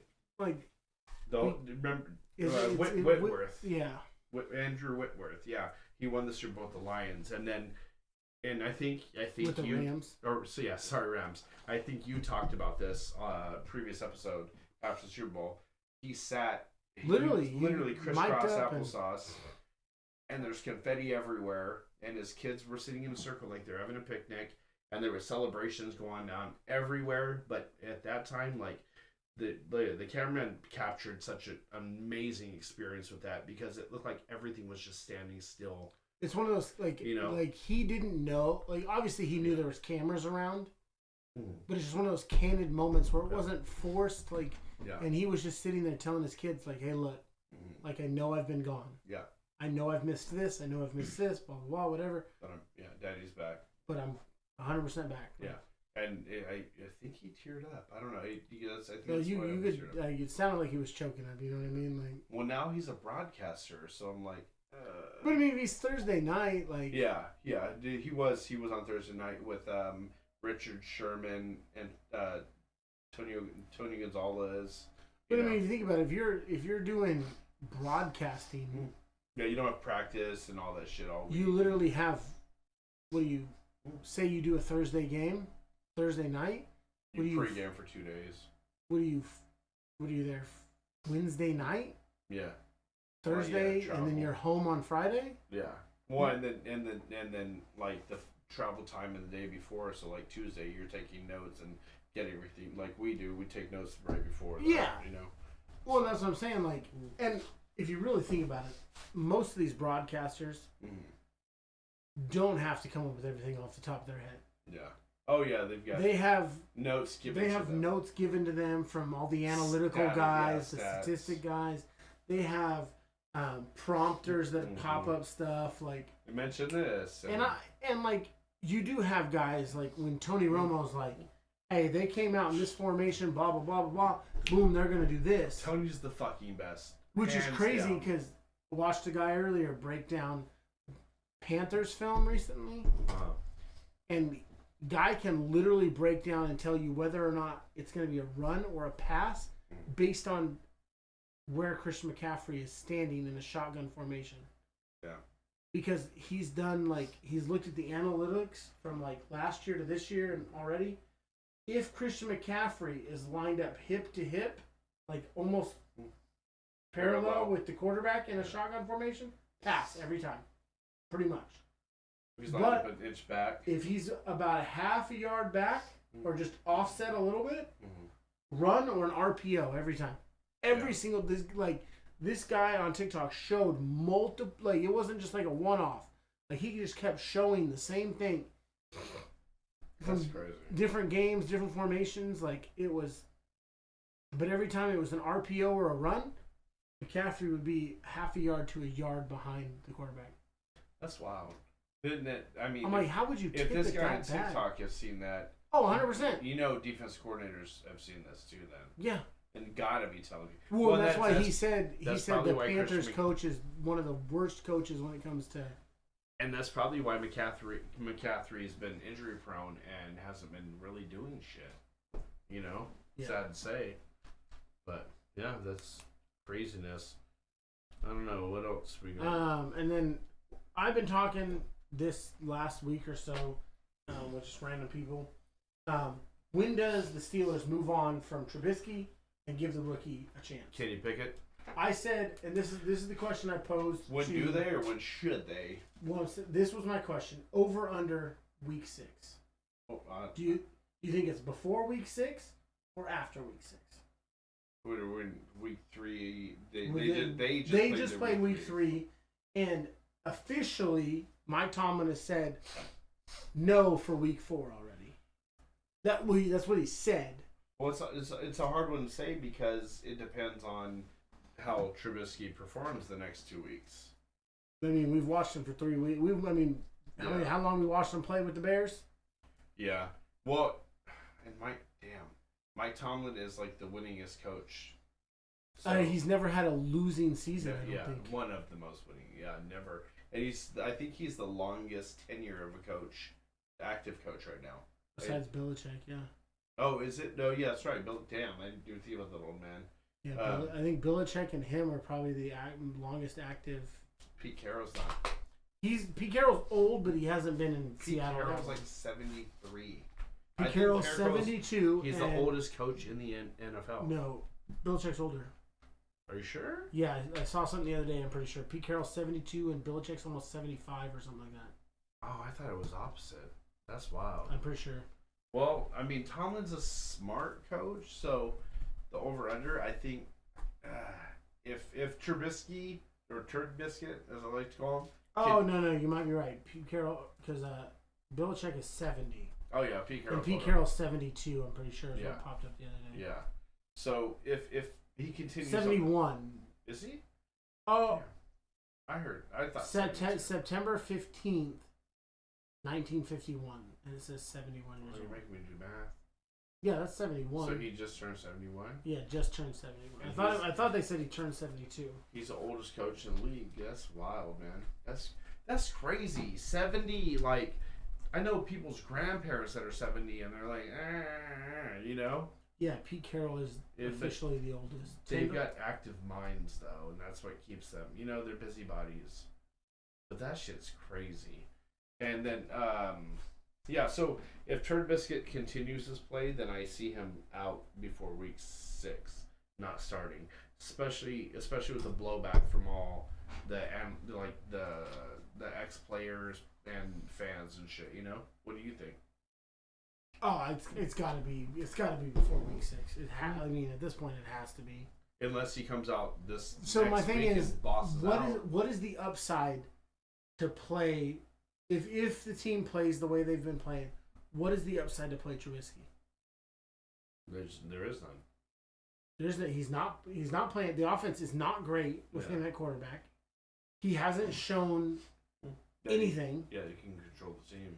What is the upside for Pickett playing? A lot to experience. Get him.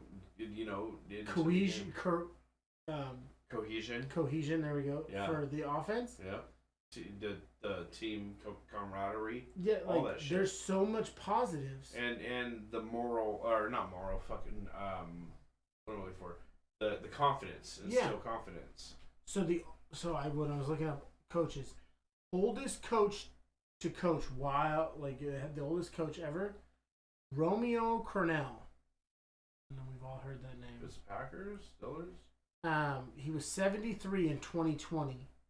Who was that? Who's he with? He's been with a lot of teams. He coached from the years of 1981. Son of a bitch. all the way to 2020. Who? He was with the Giants from 81 to 92, Patriots from 93 to 96, and then again from 01 to 04. He was with the Jets for 97 and 99, Browns in 2000, 2005, 2008, Chiefs 10 to 12, and then finished up his career with the Texans in 2014 to 2020. Holy shit. Yeah, so... And the youngest coach is McVay, right, for the Rams? McVay was, I believe, the youngest ever appointed as a head coach. Is he still? Honestly, the Miami coach is kind of young. I don't know. That's what I'm asking. Is he still? Let's see. I don't know the name of the Miami coach. He's kind of a weird guy. But I do know Jalen Waddle helped me win this week. Waddle. Yes, he helped me win this week in fantasy football. And Lamar Jackson scored fucking 87.80 points. McVay is still the youngest. He's what, 36, 37? 30 years. He's 30? No. That's when he was hired. He was 30 when he got hired? 30 years, 11 months. How old is he now? So that was in 2017, so he's 35 now? Jesus. I'm older than he is. Bro, he looks like he is gapped out every game. He looks like he's on Coke or Adderall or a combination of the two. Every game. Big eyes, fucking, you know? But anyways, we were talking about Turd Biscuit and Kenny Pickett. He's 36. He's in his sixth season. That's crazy. But look, so we were talking about the Steelers and shit and the quarterback situation, right? But little known fact, Steelers helmets, the logo, the number on one side. You want to speak on that since you brought that up earlier? How they have their number on one side of the helmet, not the other. That's their logo. Yeah, their logo on one side. Yes. So I saw a thing the other day where a guy was talking. He talks about helmets and blah blah blah whatever. And it was saying that teams had started putting logos on the side of their helmets, and the Steelers owner at the time was like, we need to do this to the equipment manager, but the owner was kind of like a penny pincher, cheapskate kind of guy. And so they ended up only putting them on one side because it was cheaper, obviously, to put decals only on one side. I'll just say fucking 3 cents. And each and so it turned into tradition. So now the Steelers they don't put one on the other side because it's tradition not to for them because it makes them stand out. Yeah, well, it makes them fuck off because I have OCD and that shit fucks me all the way up. So I do not like that shit at all. So I looked up the Miami coach. He's actually almost 40 years old. Really? Yeah. So he was not. He looks like a Poindexter, like a little nerd. Yeah. So McVay is still is not considered. He still is the youngest coach, active NFL head coach at 36.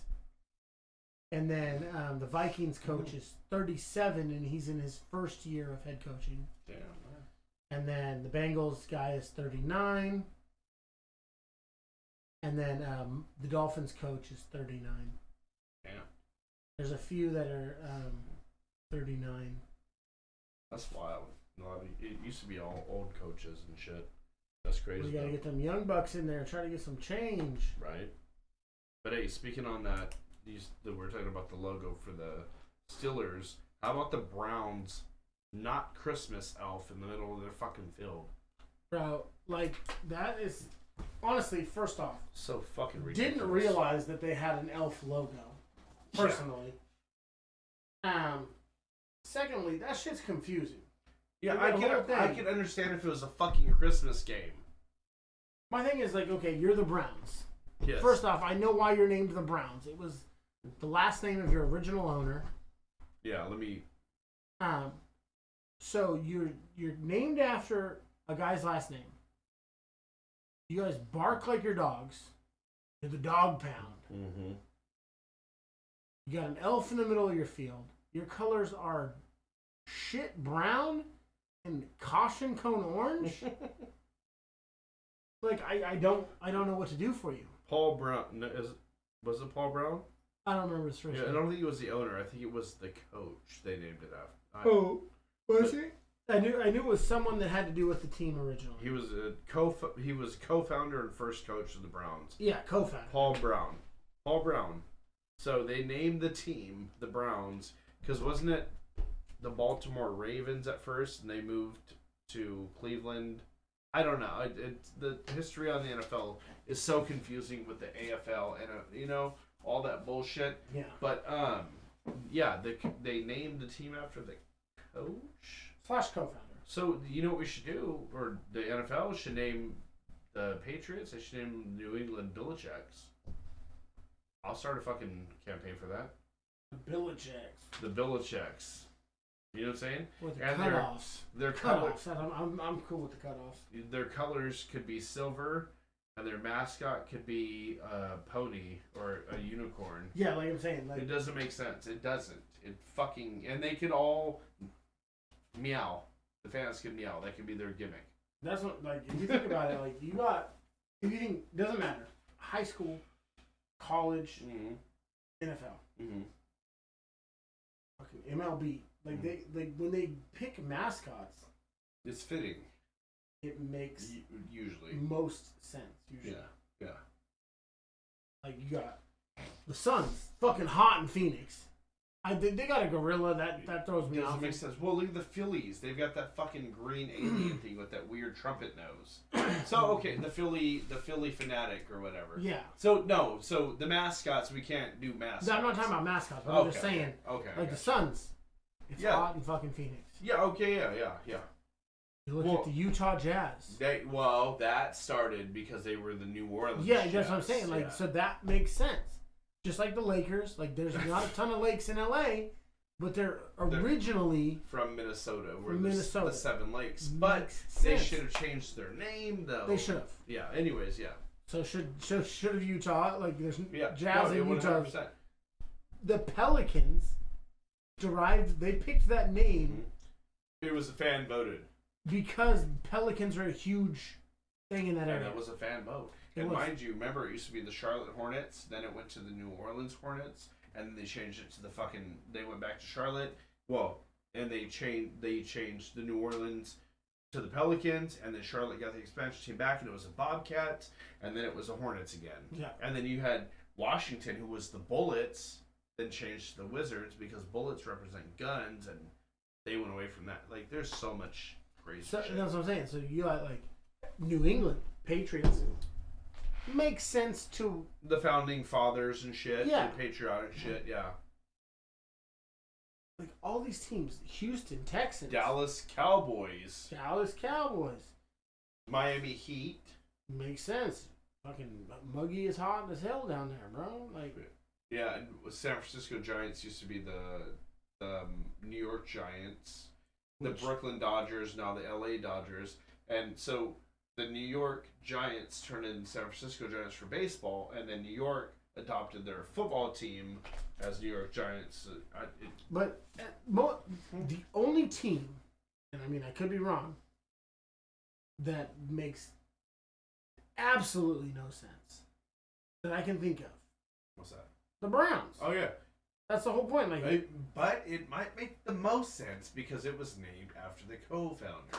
Yeah, but but everything else doesn't add up, though. That's what I'm saying. Where from the co-founder, which if that's you want to use his name, whatever, cool. Where the fuck do we get an elf? Yeah. Where do we get a dog?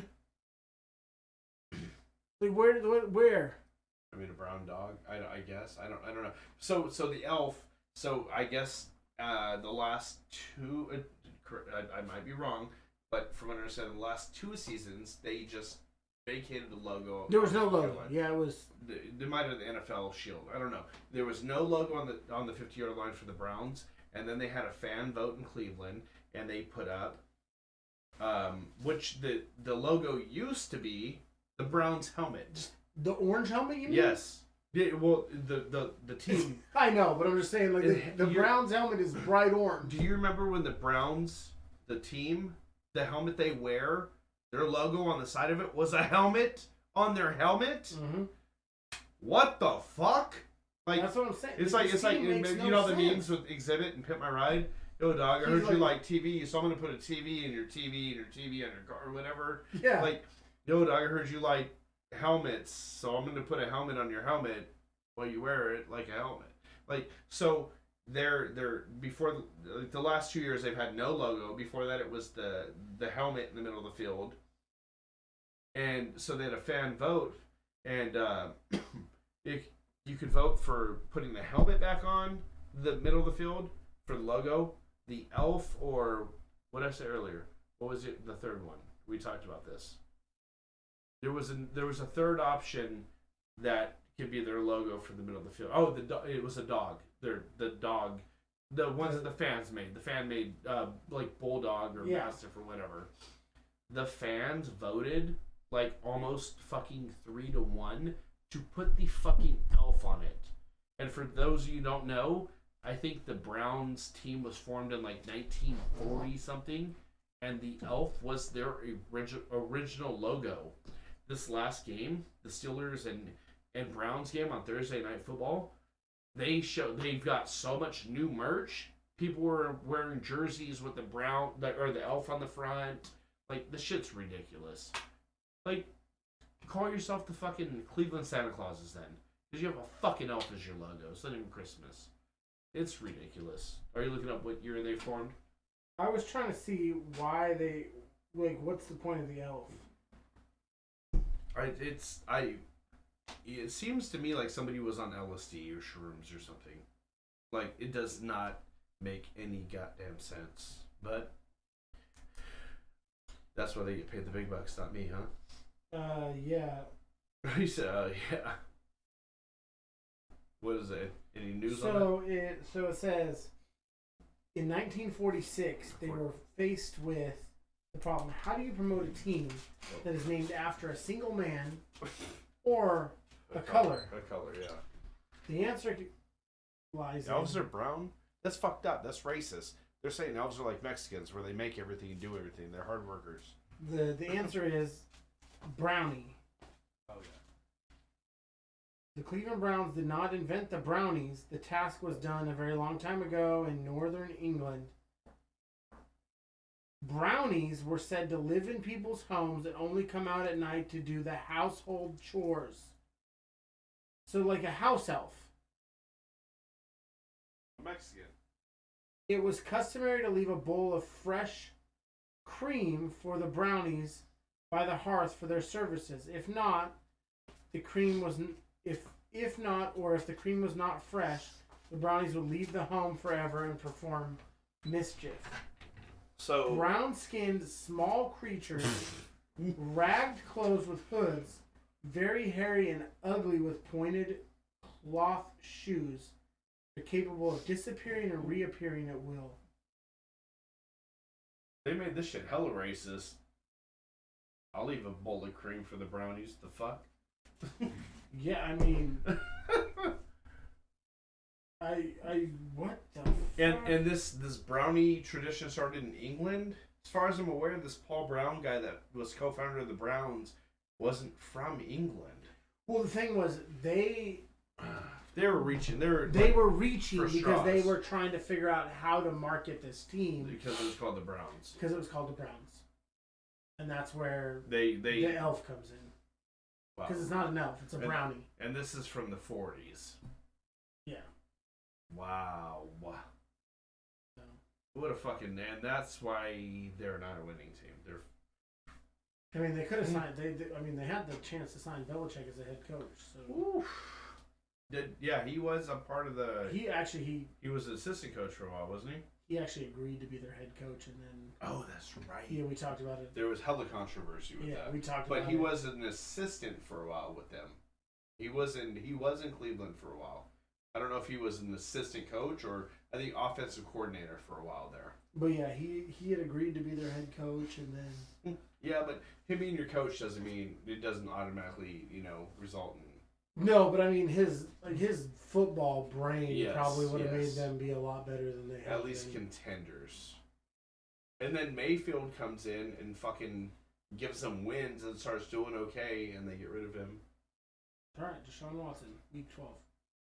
Versus the Texans. Month February. I mean, that's one thing that's wild. They made sure he was going to come back the week they played the Texans. Yeah, NFL did that. Yeah. So when have you ever heard of the NFL giving a random 11-game suspension? Yeah, dude, It's either 10 or 12. Yeah, it's never been odd numbers unless it's like a 5. They'll give like a 5 or like a 1 or a 3 sometimes. The 3 is very. But it's normally a 2 or a 4 or a 5. It's usually even numbers. Yeah, they had this shit chambered. You're telling me you could have just given him a full season or 10, but you're like, hey, we want him to play the Texans. Yeah, right. Dude's not going to do anything. Speaking of full seasons, what about... I almost forgot about this guy. Udoka. Udoka, how do we... The head coach of the Boston Celtics, who are not getting back to the finals this coming season, which starts soon for preseason. I'm excited. We're going to Warriors game this year, okay? I'm down. Honestly, I don't know why this is a story. Yeah. No. Like, not for us, but I'm just saying in general media-wise. This is the biggest. This is the biggest story of the week right now. So how do we pronounce it? Udoka or Udoka? That's probably Udoka. I thought they said you. Anyways, for those of you that know or don't know, he's the head coach of the Boston Celtics. Last season was his first season as a head coach for them. So, yeah. He took them all the way to the NBA Finals against my Golden State Warriors. I forgot Big Mike's a Lakers fan. And we see what happened there. We had to get another chip over here. Anyways, yeah, you know more about it than I do. He's suspended for a season, a whole season, and they're crucifying him like. It's not even just that he's suspended for a season. The ownership and upper front office, whatever you want to call it, fucking on a they said that he is suspended for a season, which is from now until the end of the league season is June 30th. Yeah.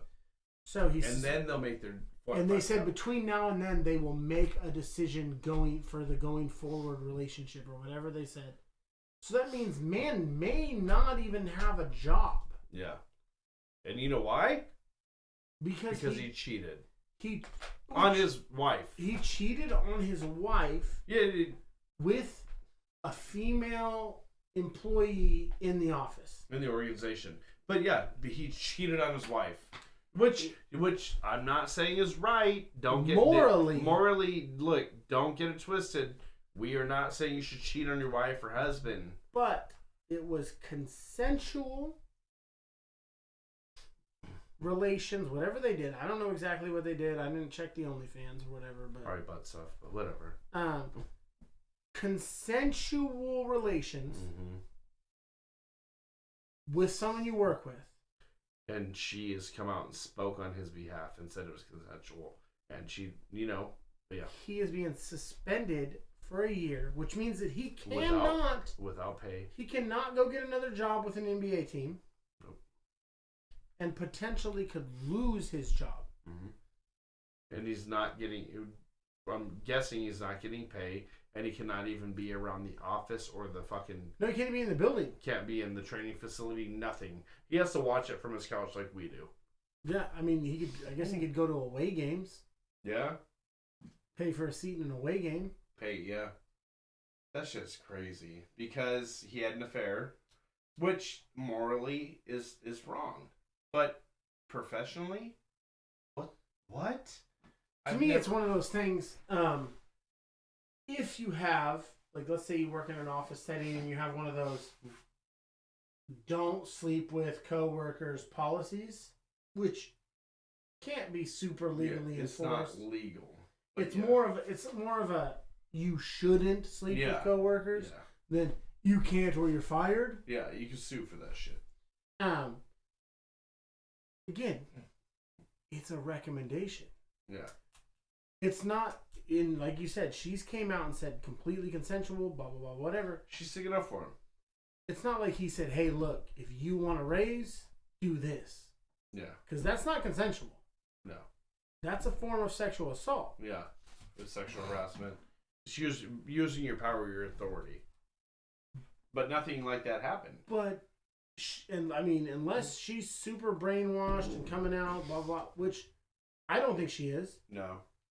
Like, what's the worst? Honestly, so if I'm this girl's boss, we get into a relationship, the easy answer for any organization is to move her to a different department. Similar job. Yeah. Where she's not being punished because she shouldn't be punished. Yeah. No one should really be punished in this. No. But if you're fearful as an organization, whether it's a tech company, whether it's a tech company or Walmart or Target or wherever, if the boss is attracted to, dating, sleeping with, whatever the case may be, with one of the people that are underneath his umbrella or her umbrella, easy answer is separate them. Move one of them to a different department. Yeah. Of a similar or greater value. Yeah, 100%. And they suspended the coach that just took them to the fucking NBA Finals when most people thought they didn't have a hope to get there, and in the beginning of the season. Like he did he win Coach of the Year? I think he might have. No, he is a bad motherfucker when it comes to coaching. He's a great coach. I'm pretty sure he won Coach of the Year. So they're like, oh my goodness, he did this, which is not morally okay. But I'm so confused.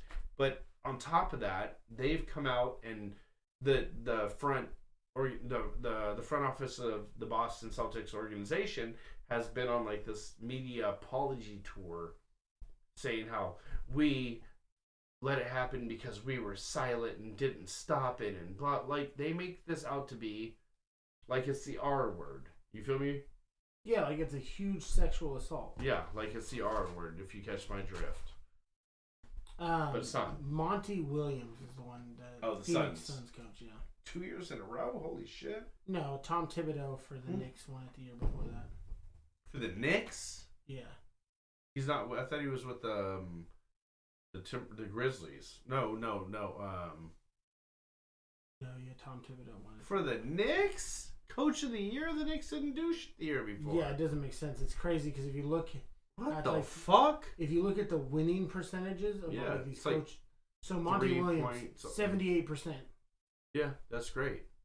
Nick Nurse, which is the year before Tom Thibodeau, 72% is the win percentage for his team. Year before that, Milwaukee Bucks coach, 73%. Who's the Milwaukee Bucks coach? Mike Budenholzer. Oh, yeah. Okay, I gotcha.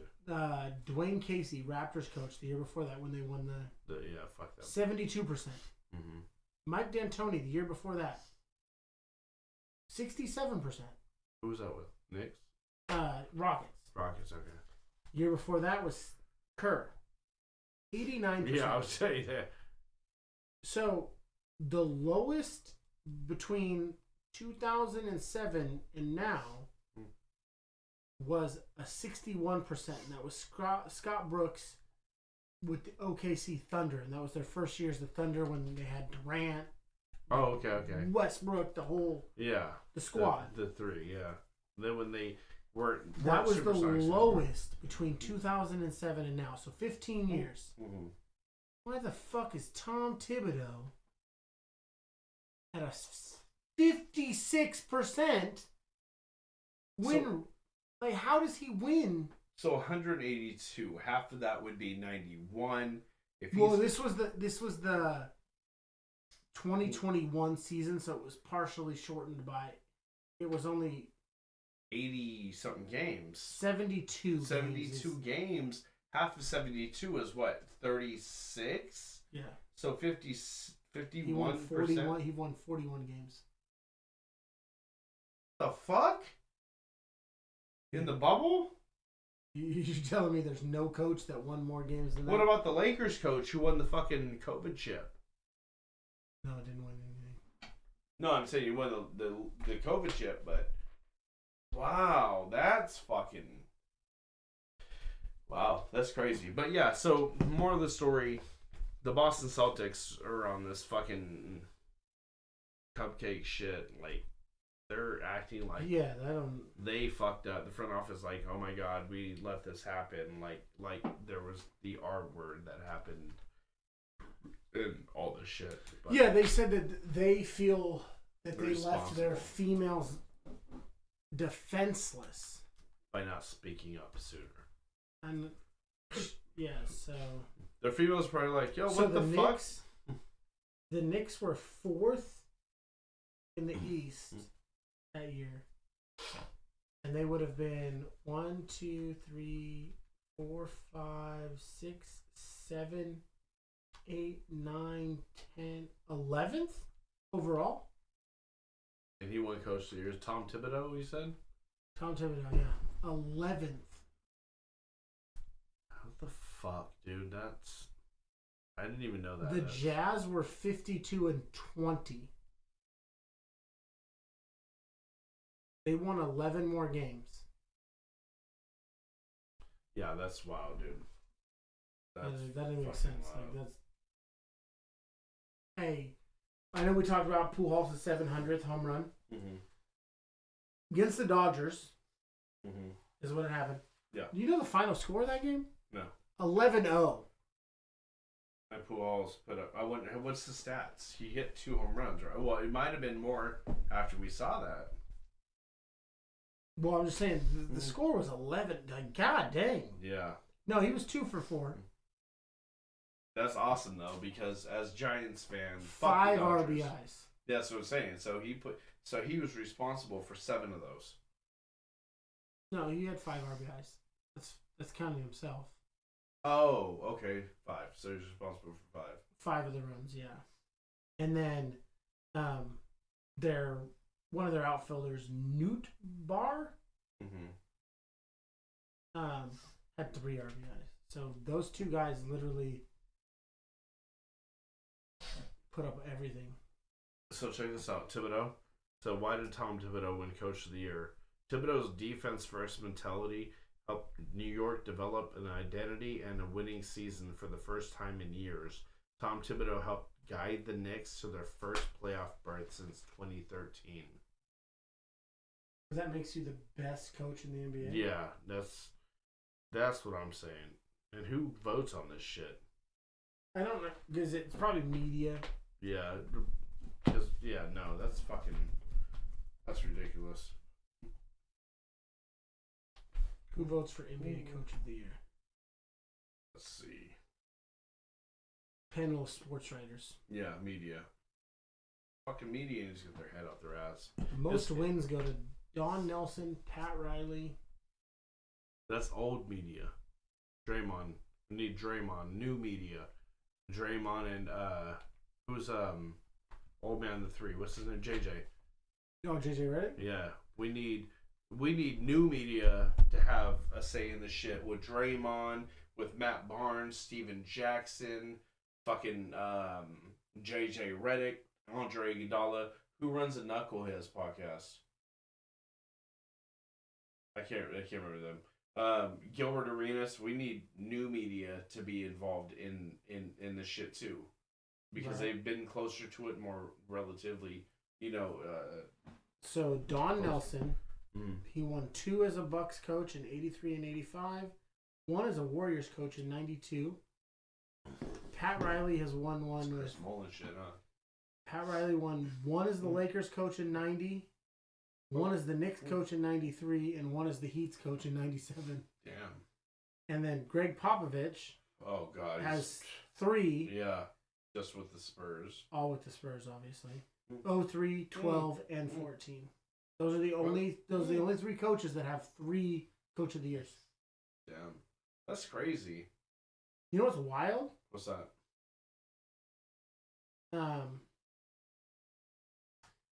Phil Jackson doesn't even have 2. Really?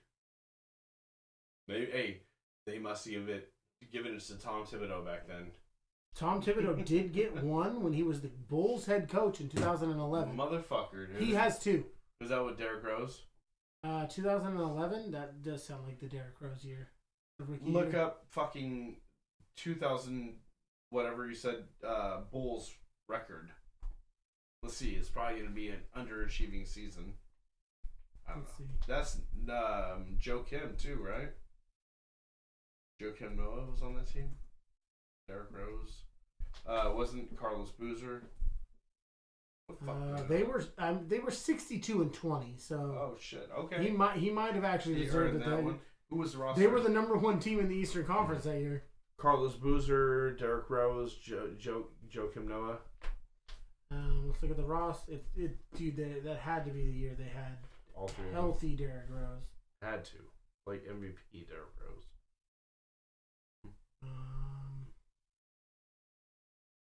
Omar Asik at center. Carlos Boozer, Luau Deng. Okay, Dang. Taj Gibson. Oh, okay. Kyle Korver. Oh shit, 3-point guy. Hey, the White Mamba. Ryan Scalabrine. Oh shit. Derrick Rose. Yeah. No Joe Kim. He came like 2013. No Joe Kim yet. Those are like the bigger names that are on there. Oh yeah, Joe Kim right there. See, boom. I called that. You called the three of the. That was the team that they thought they were gonna fucking take everything. Yeah. Damn. I called. How the fuck did I remember that though? That's the squad, dude. Yeah. But.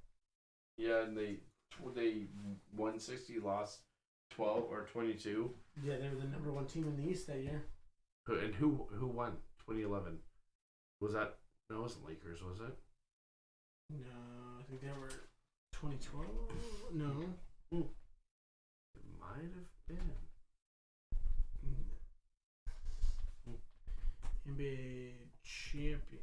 Not the Pistons. NBA, that was Derrick Rose's MVP year. That's why. That's what I said. I called that too. I called three of the players and said MVP year. Who won the NBA championship? Oh, that was the Mavericks year. Oh, Dirk. Okay. Yeah, that was the year they beat the Heat. Yeah. They beat the big three: LeBron, Bosh, and Wade. Thank you. Goddamn, Wade should be the first one in that. Right, since he was on the Heat the whole time. Right. And then which was crazy. Ray Allen was on that team yet. He came back on the next year to beat them. Which was crazy because Birdman. Yeah, the crazy thing. I still remember this. It's a weird fact. Miami Stadium and Dallas Stadium was both owned by the same airline. It was American Airlines. American Airlines Stadium. So no matter what stadium they played in, I remember watching that. It was confusing. Remember Andrew? Yeah. Twitch Andrew. He used to come over and watch that shit. He bought a black fucking LeBron jersey and shit. Was coming over watching that shit. I remember American that. Airlines. That was when we first. That was 2011. 2011. Oh. I had just graduated high school the year before. So no, not knowing you. So no, then we moved in to this house 2012, 2013, right? Yeah, because I met you the summer of 2012. You were in the townhouse, yep. Yep. So, yeah. So I met you in the summer of 2012, and we lived in the townhouse. And the following March of 2013, we moved into this house. So yeah, okay. So the only Coach of the Year award, so we can wrap it up, that Phil Jackson has 96. Came with that 72-10 team. It was the dream team. Yeah, the record-setting team, the 72-10. So the Bulls' last championship was 98, though, wasn't it? They did a three-peat. He retired / got suspended for a season and a half, and then did another three-peat.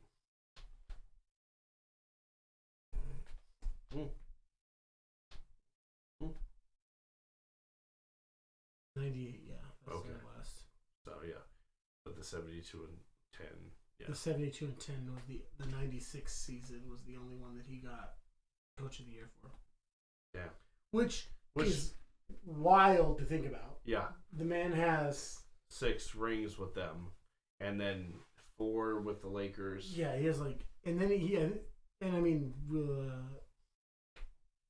I mean, I was gonna say he has like one as a player, but I know that doesn't count as his champion like coach stuff. But yeah, he got like 11 championships, so and only one coach of the year one time.